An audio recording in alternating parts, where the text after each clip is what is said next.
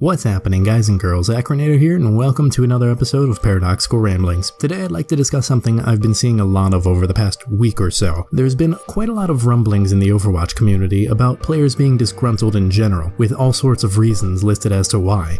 It'd be one thing to have just a few players complaining, but it seems like it's a much larger portion of the community becoming vocal on this topic. Large forum posts are being written, YouTube videos galore are being published, and even some pro players throwing their 2 cents into the mix. With all of this seeming to be rapidly approaching a boiling point, there has to be more here than what initially meets the eye.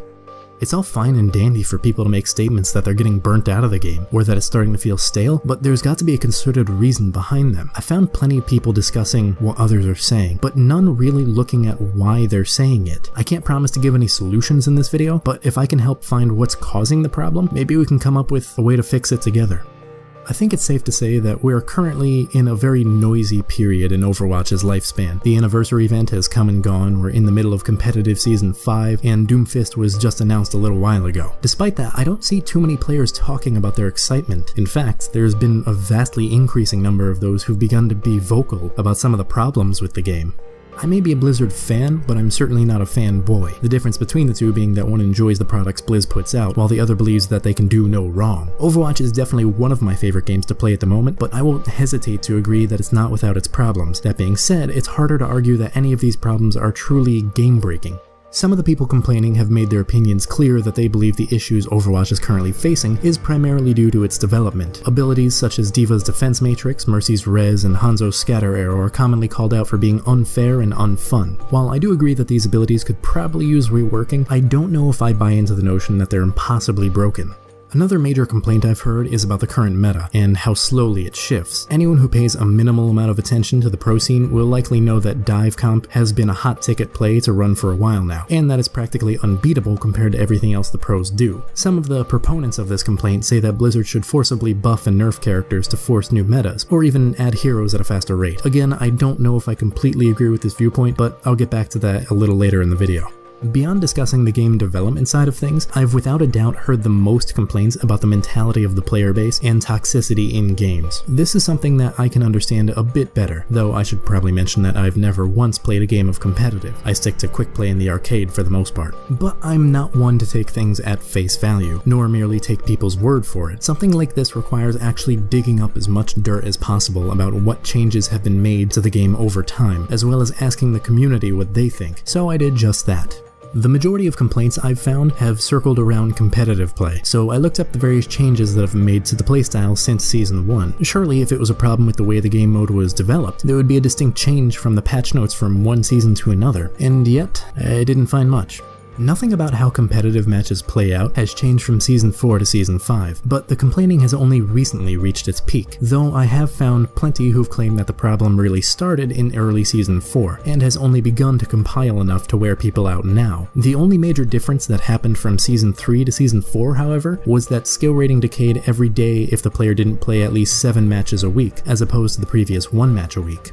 I do have my theories about how this could have helped exacerbate the problem, but I'll save those for another day. The only other time I've seen people so vocal about issues in comp is back in Season 1, when the sudden death system helped with tiebreakers. So if it's not something with the game mode itself, could it be a problem with the heroes?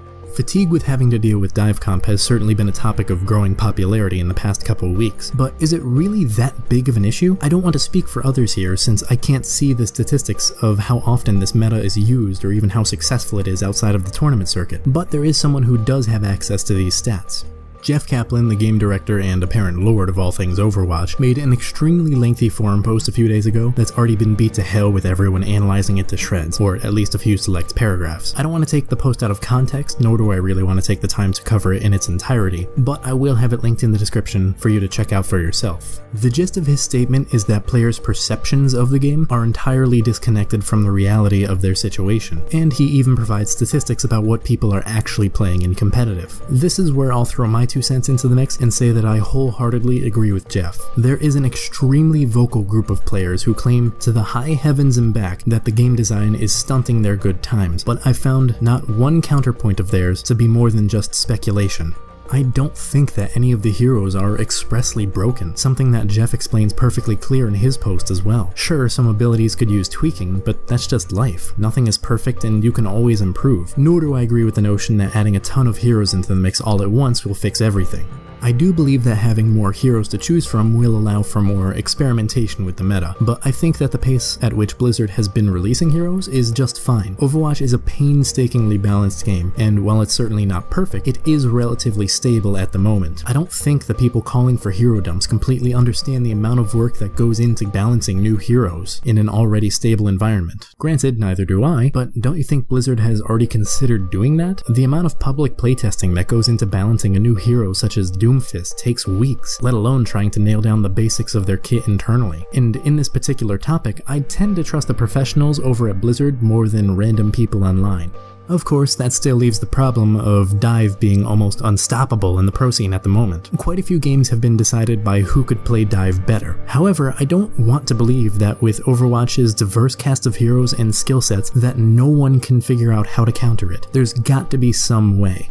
While researching everything I could for this video, I came across a problem in the Overwatch community that is one of the biggest reasons why I left Hearthstone a few years back: a major lack of creativity. I could find hardly anyone on YouTube, in the forums, or anywhere else that would actively experiment with different playstyles. The closest thing I got would be the highlights videos from someone like Muselk fooling around with Symmetra or some other ridiculous comp. Consider this: last winter, no one had ever conceived of dive comp. Back then, triple tank was the king of the meta, and when the game was first released, no one would have ever thought that using 3 tanks could actually win a game. In a video about how the meta would shift when Doomfist is finally released by Your Overwatch, they mentioned that most tournament teams would likely be running dive comp for the foreseeable future, and that it would be the Koreans, if anyone, to experiment with some crazy new meta.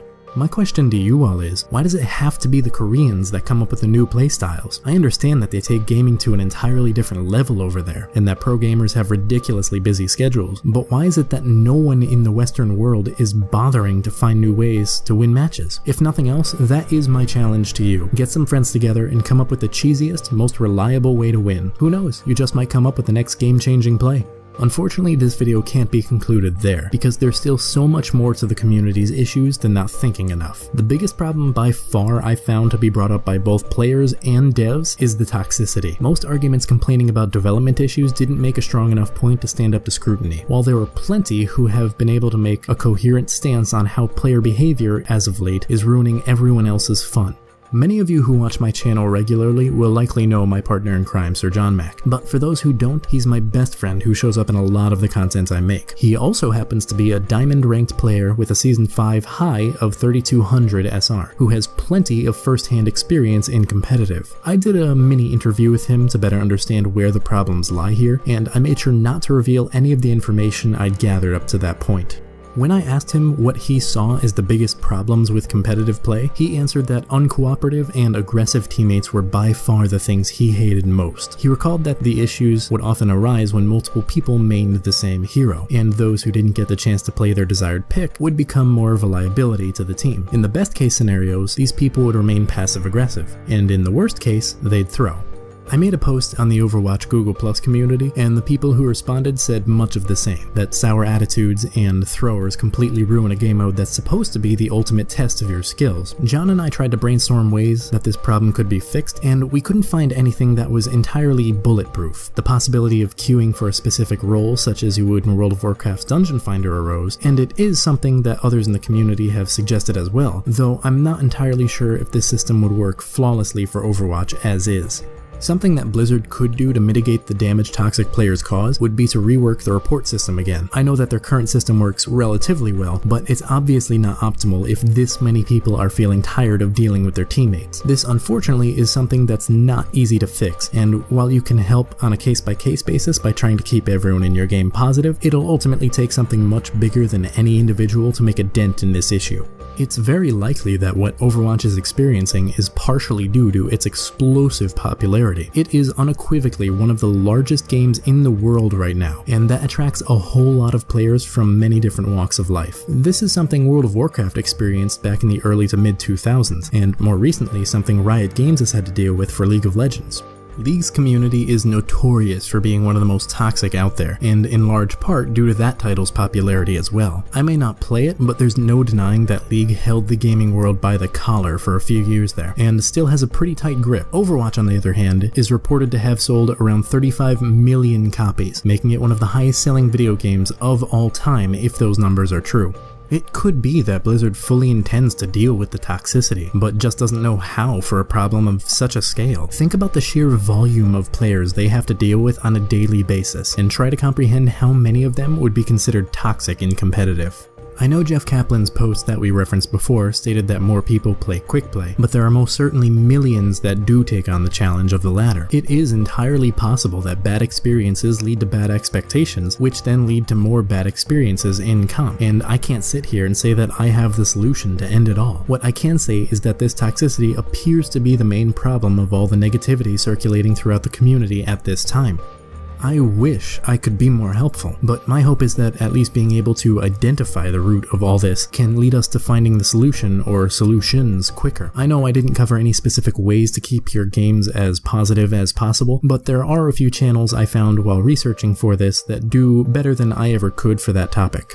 The channel Unit Lost has quite a few great videos about how to use simple strategies to improve your average game, and I found that these really have helped my performance personally. On the side of staying positive and realistic as possible, Nateson is another channel that makes wonderful videos about how to deal with your perceptions of the game as well as your fellow players. I've linked at least one video from both of these channels in my references below, as well as every other source I used for research. And that's all I've really got for this. I'm entirely certain that the community's toxicity is the focal point of the problem right now, and I just wanted to point that out so we can attempt to remedy it rather than running around placing blame on this or that. So if you enjoyed this video, feel free to give it a thumbs up, and if you want to see more like it, maybe even subscribe. I'd really appreciate it. Links to my social media and everything else are in the description below, and as for the comment question, how do you think Blizzard should address toxic behaviors? I know this is something that even Riot Games has trouble with to this day, so I don't know if there currently exists a solution. Either way, it can't hurt to try. Anyways, that's all the time I've got for today, so until next time, don't die.